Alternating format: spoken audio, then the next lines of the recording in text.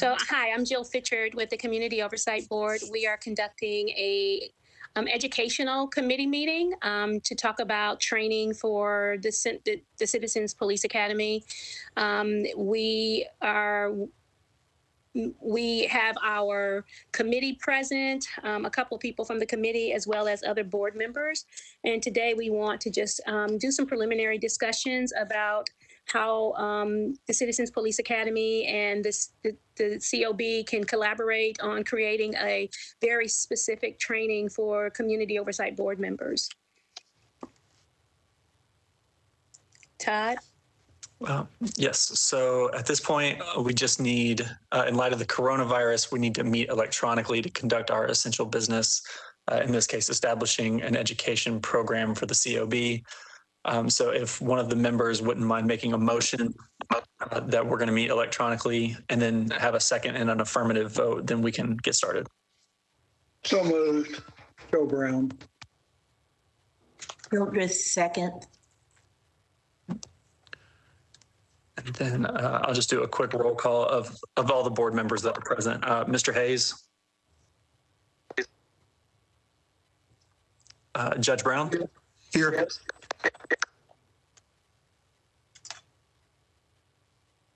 I don't know if it came through or not, but Judge Brown. Yes. Oh, thank you. Ms. McCree. Present. Okay. And Dr. Hildreth. Aye. All right. Then we're good to get started. So normally we would have an election for a committee chairperson, but I think we can postpone that until Mr. Witzel is able to get on, so we can just move straight into the discussion portion.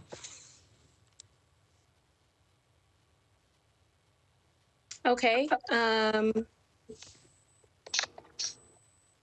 right. So I guess what I talked about a little bit earlier was, I'm on two cameras now, hold on. What I talked about a little earlier was the need for training for our board members. And well, we would like that. So what happened was during the MOU session, myself and Dr. Hildreth, we wrote up some guidelines regarding training provided by MMPD for the COB. And the training that was provided, what we wanted was the department said that they would provide access for the Citizens Police Academy for our COB members and personnel. And then we wanted to make sure that we were in compliance with the charter requirements. And so we have taken the the Citizens Police Academy training. And I think that it's great training. It's more of an informational type of training. It gives you the different insights into the department and the overview of each department and what they offer to the citizens of Nashville. But I think that there are some things that in the first Citizens Police Academy that we were able to do that is not just a general, it's not a category that is with every Citizens Police Academy. It was very specific to the COB. We had a section of traffic stops, and we did role playing, which I thought was very impactful. And I think that it's something that we need all of our members to go through.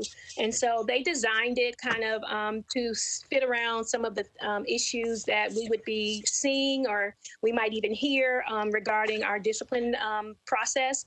And so what happened was Dr. Hildreth and I sat down and looked through the training manual, talked about some of the materials that we thought were going to be beneficial for the board. And so that's what we're here today to do, is to talk about what kind of trainings that the police department would work with us on and make it very specific to board members.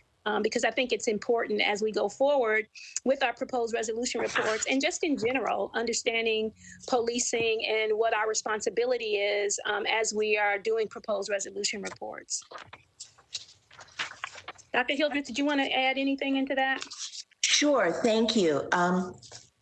Yes, and there's maybe even a little more history. It was around late August and September of 2019 when we were trying to actually activate this training requirement. So at that time, the police department had a citizens training academy. It had a set syllabus and it met at a certain time. And many of our members had pre-existing requirements so that they were not able to meet with. So what ended up happening as a negotiated compromise was that they took most of the off-the-rack community training and then brought in the customization.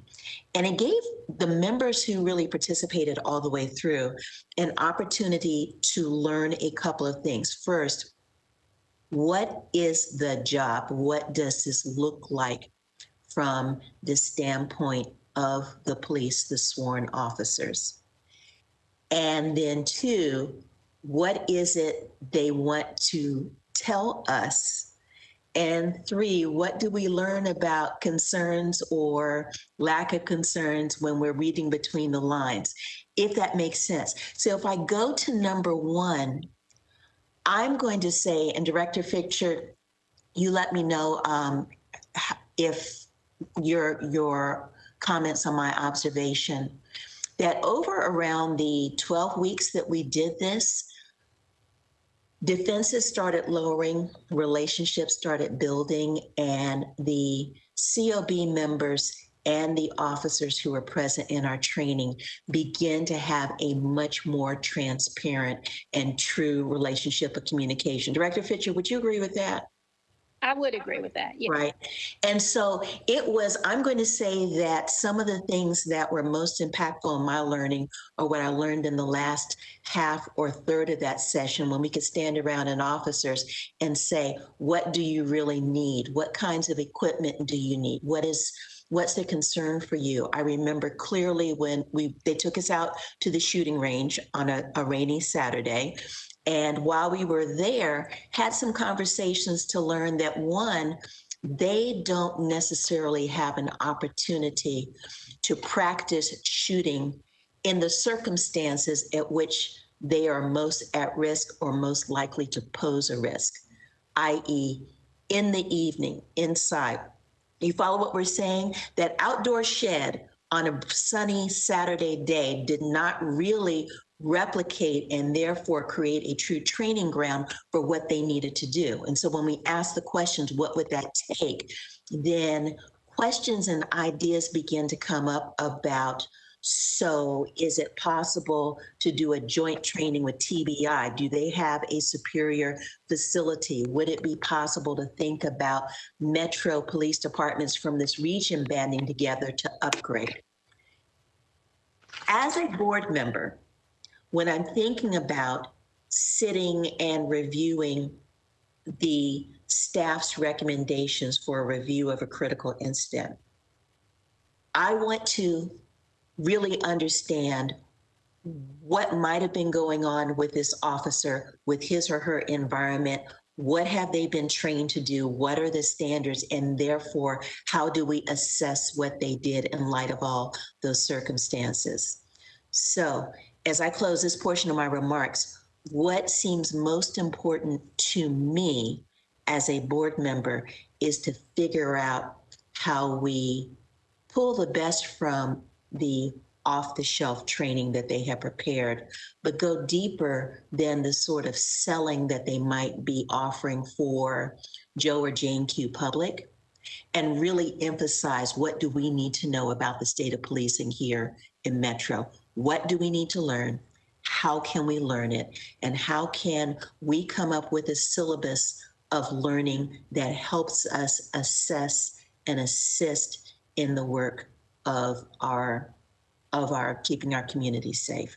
So that's the way I'm coming to this.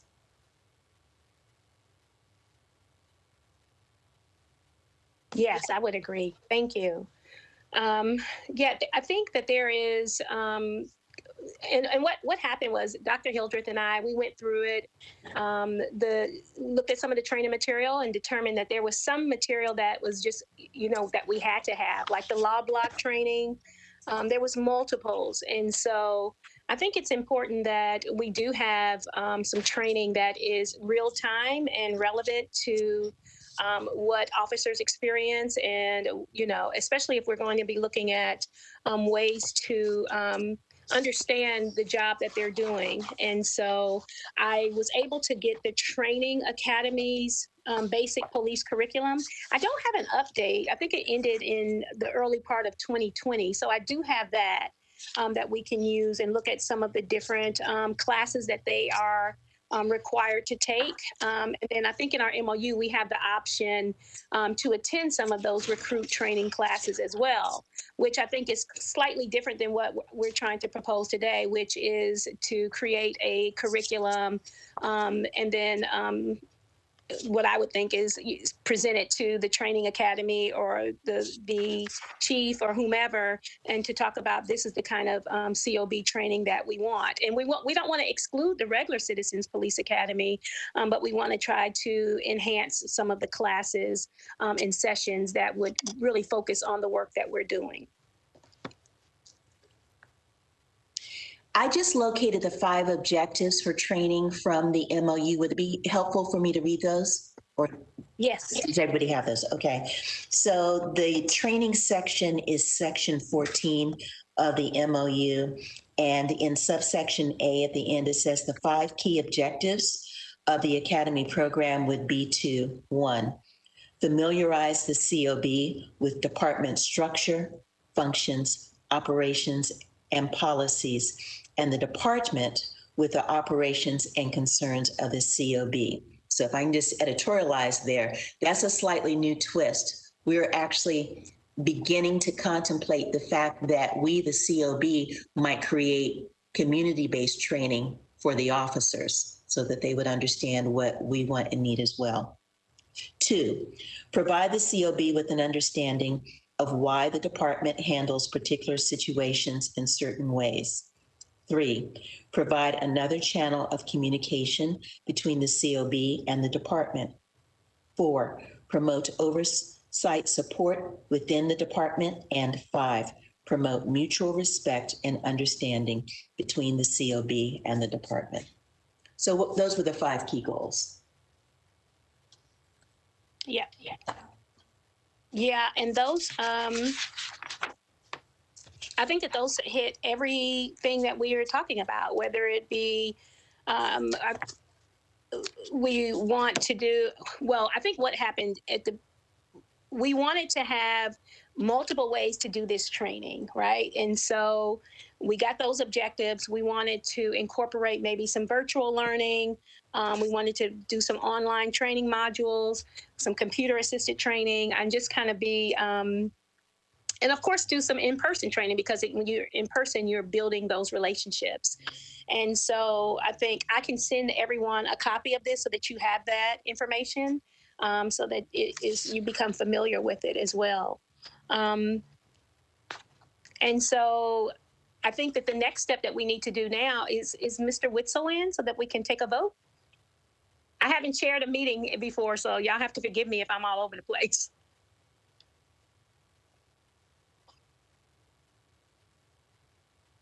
Todd, did Mr. show up? I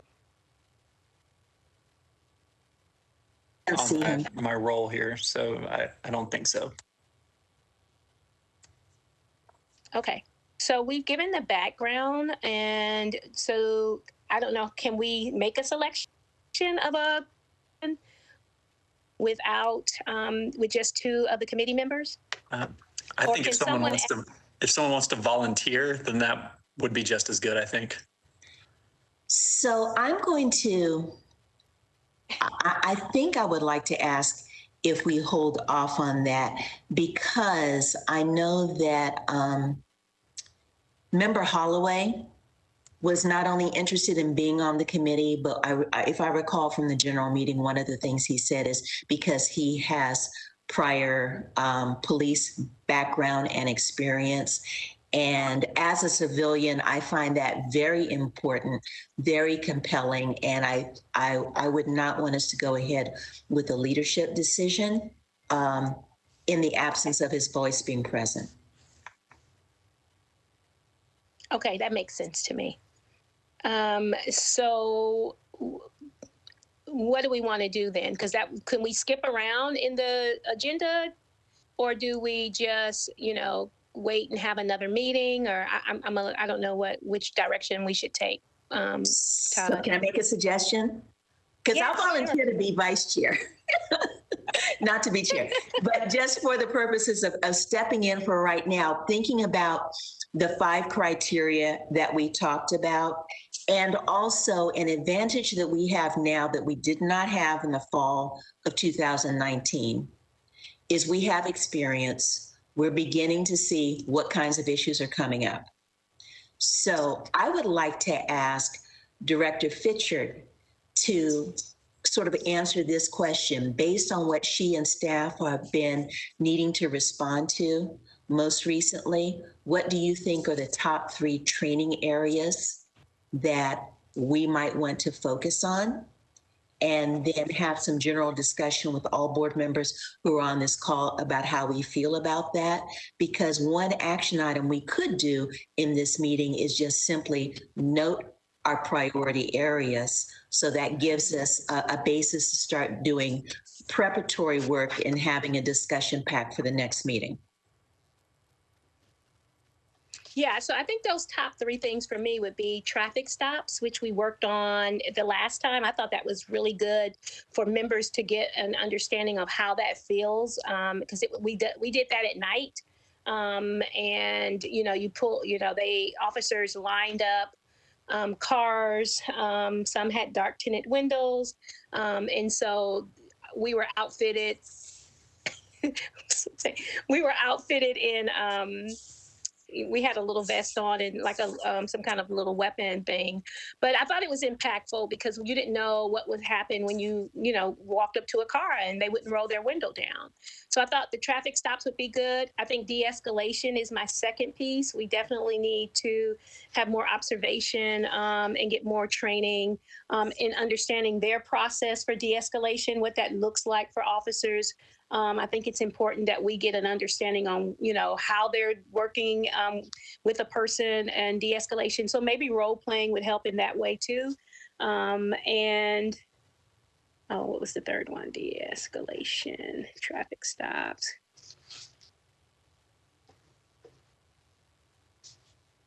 And Chris, do you have an idea for a third one?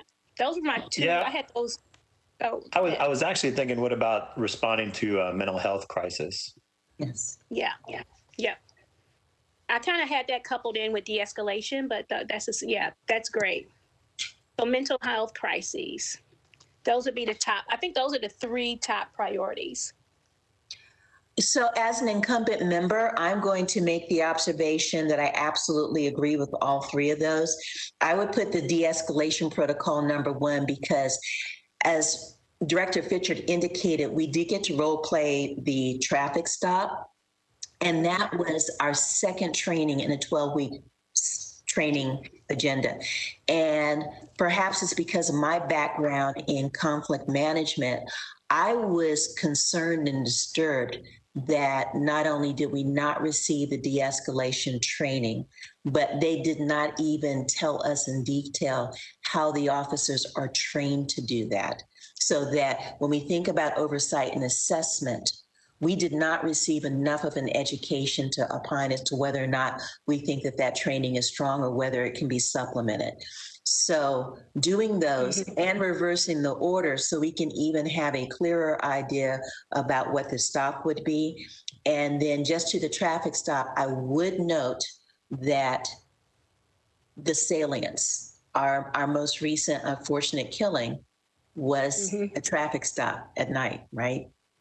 Right. And I would just, for full disclosure, I was killed during the simulation. So this has special resonance for me in terms of how quickly things turn and you get a sense of that. And then to your point, Director Clausy, I think that that's exactly right. Giving us an opportunity to understand how the mental health response, and I'm even wondering if getting the sheriff's office to have a part of that so we can understand how their new system also plays into the trajectory of what happens when a citizen with mental health issues enters into our system. So I'm sorry for talking a lot, but I'm also hoping that this helps our new members with a little bit of institutional memory and experience coming in and giving you more information in which to form your own opinions. I agree. I thank you for that.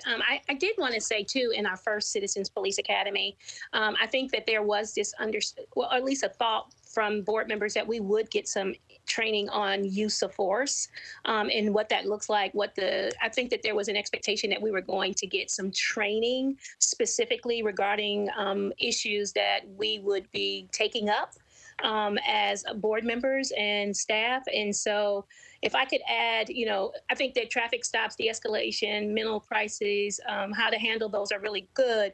But we also need to understand how officers are being trained within what use of force means to them. And that training block is something that I think is very important, that we get an understanding on how many hours they're being trained, what that looks like, what the information is, how they're processing it, or if it needs to be beefed up some. So I'll just throw that in as well. So can I recommend now that we go around and ask the newer members to respond to what we've discussed so far? Yeah, Joe Brown. Yeah, I agree with what you've said, and I think the de-escalation and use of force is always critical. I've been through, it's been several years ago, but through a training, actually was with a video and which presented a scene, and then you had a weapon, laser weapon, and the shoot, no shoot scenarios.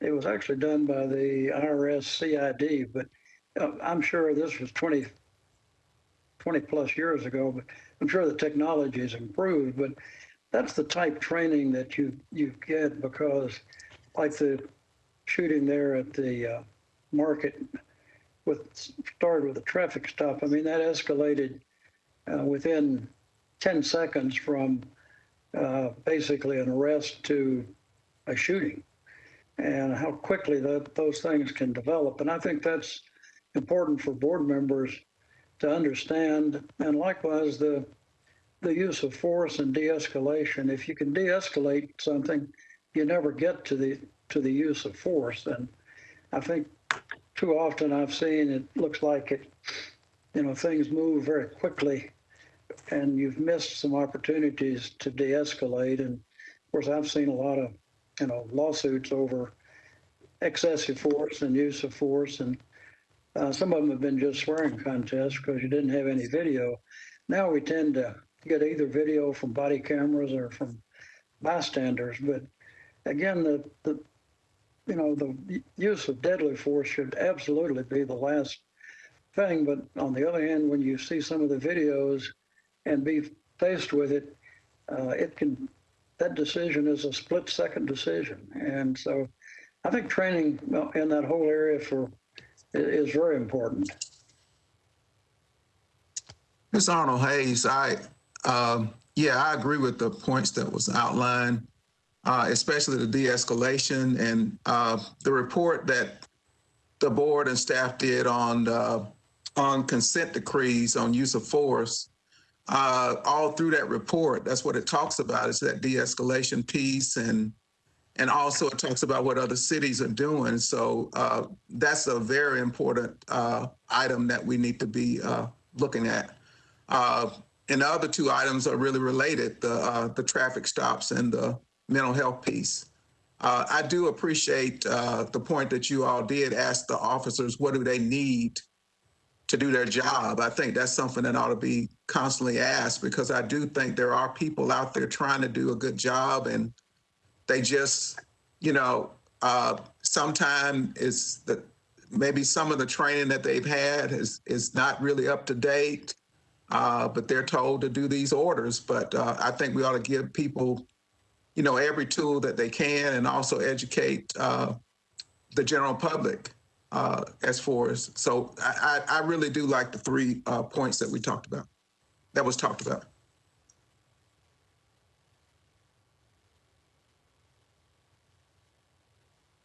I definitely agree with all 3 points and making de-escalation the priority. I definitely think we should really focus on that mental health piece a lot more. than had been discussed previously. I think that's really important, and for us to focus in on that, and possibly making it the second talking point instead of the third. I really would appreciate seeing that.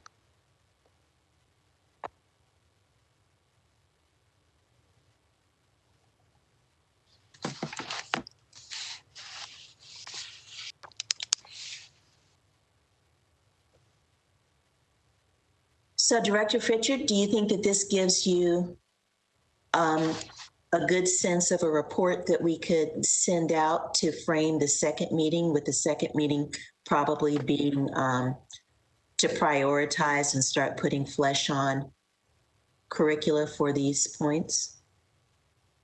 Yeah, I think that this is a good starting point for us. I think these are the main three issues too that we're seeing here in Nashville. So I think this is great to have this so that we can start working towards this. And I will pull more information and ask that the training academy, the director over there, the captain, to give us the information on what they're using, what type of information they have on their de-escalation. I know they've made a lot of changes to their policies lately, so I'd like to get those so that we can have an opportunity to review them, as well as we are trying to figure out which direction we want to move towards in our creating our own curricula. To Judge Brown's point, I believe that the day we were at the range also included the shoot, don't shoot training opportunity in the trailer. And I have heard Member Holloway mention in repeated meetings how important that training is. So I just wanted to share that there's not only consensus, but also capacity to do that. And we probably need to move that to the top. I heard Member Hayes talk about looking at the best practices in other jurisdictions as well. So maybe as we continue to look at the NACOL trainings that we have and others, as we roll them into these priorities, that could be useful. And yeah, so I'll put down the gavel. Your temporary vice chair, I'll relinquish that crown. But I just want to thank everybody. I feel that we accomplished something with beginning to have a direction here, something that staff can carry forward for us so that there is no time wasted and we can make good use of the schedule ahead. So, yeah, thank you, Dr. Hildreth. Do you think that, so we just scheduled so what we should do is probably schedule our next meeting, make certain that everyone can be there.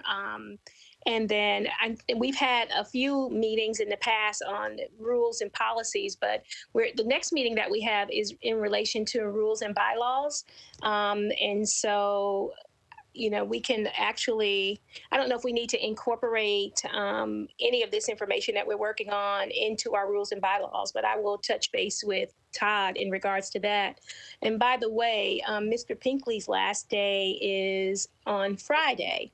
And so we will be without a legal advisor until we get one hired. So hopefully we'll be able to do that pretty quickly, but I'm just not sure. So we will be at a small deficit during our meetings because he's been so helpful. And so if you leave it up to me, just know that you're going to have lots of patience with me as we're going through this process, because I'm not real familiar with how to run these meetings. I'm not an expert in rules, Robert's rules, but I'll learn what I need to learn. So, but I think we'll be fine. So I think that's all we can do today, unless Todd, is there anything else that we should talk about? No, I think you've covered it all. So if there's not new business or announcements, then I think we could take motions to adjourn. I have, Dr. Fitch, you have one question. One technical question before we go. Okay. Could you provide us with information for the schedule for the Citizens Academy training? I'm sure that they have trainings already scheduled, and if we could know what the existing schedule is, that might also be helpful. We may want to find out whether we can start participating in some of those sessions a la carte if they meet and align with our preferred agenda. So just having that information would be useful. All right, there's a class. I've already sent out the information for new members. It is starting on March the 29th, Monday, March the 29th, and it runs until May. Can anyone tell me the date that it May, Arnold or Judge Brown? I thought it was Okay. mid-June.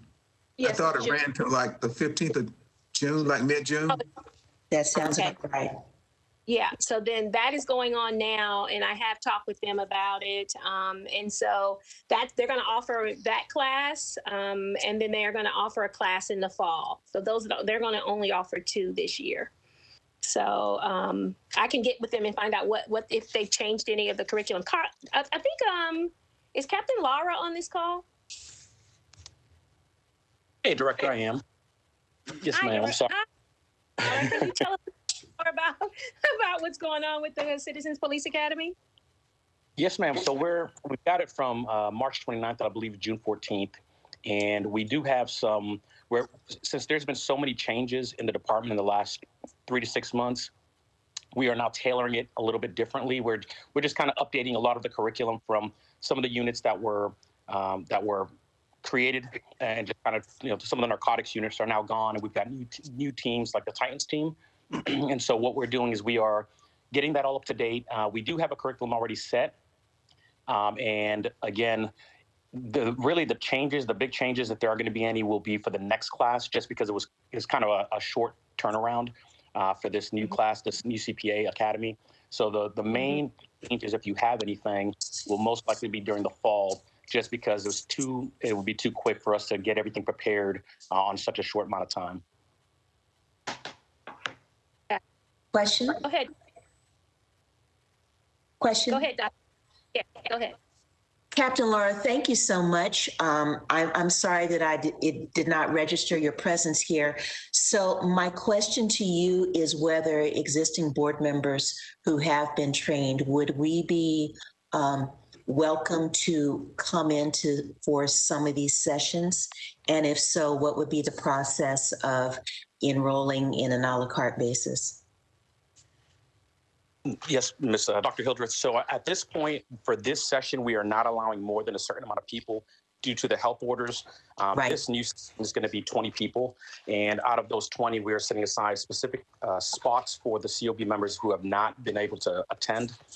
At this time, right now, we don't have anything where anybody else will be able to attend, again, due to that health restriction. But I think in the fall, that's something we can go ahead and look into and possibly allow others.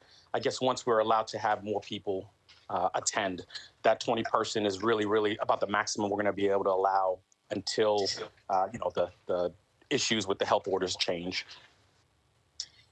Very fair, and I understand and appreciate that. My follow-up question is whether there is any openness to renewing a conversation of videotaping sessions and allowing secure replay available for board members. This was a conversation that was advanced way back in the before times, fall 2019, when we asked for the existing sessions to be recorded, and then there was an offer from my institution, American Baptist College, to use its secure management system to post the recordings behind the paywall so that they would be made available to board members on a password basis only. I will just throw that out as a question, and if this is something that perhaps can be worked on and reported back to us, I know that I would be appreciative. Thank you. Absolutely, Dr. Hildreth. I will take that recommendation, that request, and I'll take it to the command staff and see if that's possible. We are open to anything that you have, any requests you have. What I'll do is I'll take that, and we'll also speak to Director Fitchard, and we can come up with a plan that, if that's possible, we'll make it happen. Great. Thank you so much. Thank you. Ms. McCree, you had a question?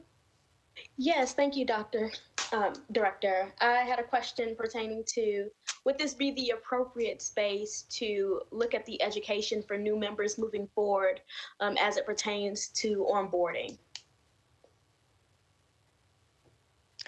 Yeah, so I think that so Todd sent you the information that I think is important for you all to have regarding onboarding. I think that the information for the Citizens Police Academy is a mandatory requirement by state legislation. So it's going to give you different information because it's strictly giving you the overview of the services that the police department offer. What Todd gave you is, I guess, our rules, how to operate within the board as a board member. And did I answer your question? Yes, you definitely did. Oh, Thank you so much. You're welcome. And I think that there's some more information that Mr. Pinkley will send out regarding proposed resolution reports as well, because we've only had one in the past. This will be our second one. And I think it's important, before I start dishing out multiple proposed resolution reports, that we have a clear grasp on what they are, how you're supposed to vote or make decisions. And I didn't want to have too many when we have to work on it, as get you guys get you onboarded and get you familiar with that process. And so as you guys get more familiar with that process, we will call a special meeting to address the proposed resolution reports that are outstanding and have them all in one meeting. And then you will have a better understanding of how that process works, instead of presenting 4 or 5 of them at your very first meeting. So I think that that's where we are. So there's a lot of different functions, and he's going to send out more information today, if he hasn't already, regarding the proposed resolution reports and what the expectation is. So I just threw that. The answers. I really appreciate that. You're welcome. All right. Well, any other questions before we wrap up? I just wanted to get an understanding. So this particular committee is looking at training for basically officers, their curriculum, but it's also looking at trying to be more focused on the training for board members. You're also looking at that training.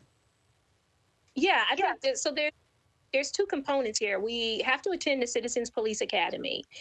And I think that the Citizens Police Academy is set up to give us, an understanding of the police's role in our community and the services that they offer. I just felt like the Citizens Police Academy did not give us what I would consider training, which is what I think that this curriculum will do. And what we want to do is propose it to the police department and say, these are the types of trainings that we need. We need to know what you guys are doing or how you're being trained on this, or give us some more insight. And so I don't know how they will incorporate the 2, but I'm hoping that they'll find a way to offer this to the board members alongside the Citizens Police Academy. So that's what this is. And then secondly, I think that it's important that we have training for us on a regular basis. So, you all are welcome to, if there's things that you think that we need more assistance and training on, we get a training through NACO, which is our governing body, basically. And so they have a conference every year. They also have, usually monthly, they have those virtual meetings and webinars. So we just want to have ongoing training for our board members, so that we are the best practitioners of oversight that we can be. And so that's what we're doing here, Mr. Hayes, as well as we are, hopefully we can have a retreat soon and address some of the things that came up in our meetings. I think Member Gooch brought up an opportunity to have a retreat where we could just talk about things that are not necessarily board related, but just how people are feeling regarding police shootings and just what's happening currently in the nation as it regards to police reform in a way that is, just board members and be able to express that. So. Okay. And I guess what I was referring to is the Citizens Police Academy. If you had training that was focused just on the board, if for example, if you had 4 or 5 board members that needed to attend that training, that you had a special session for them, but that would still qualify as a Citizens Police Academy. That's what I was asking.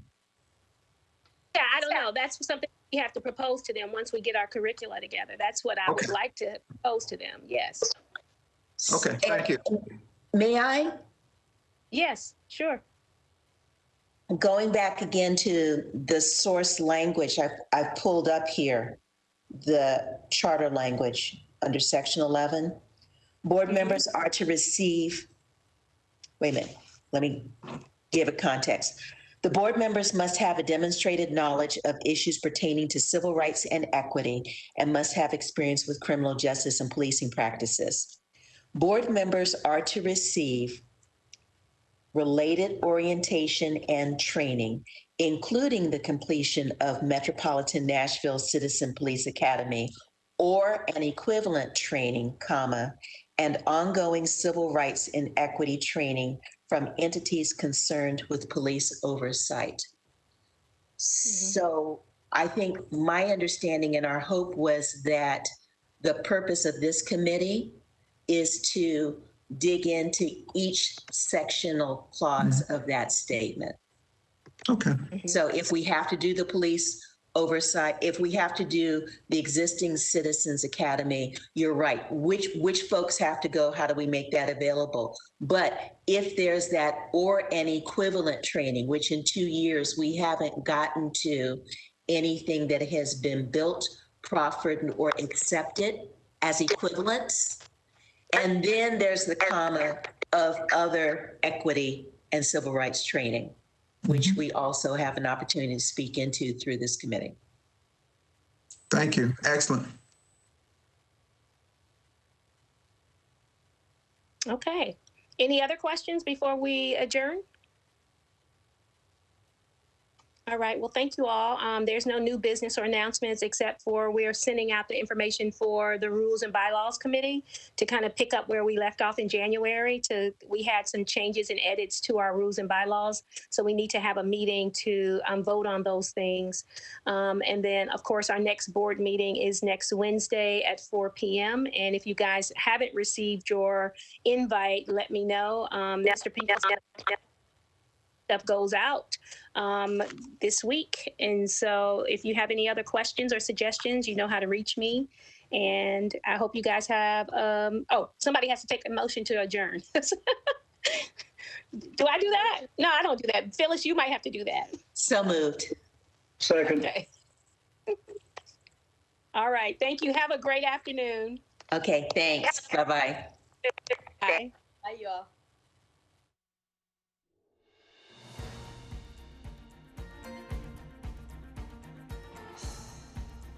This has been a service of the Metro Nashville Network. If you would like to see this presentation again, or for more information about this and other programs, visit nashville.gov.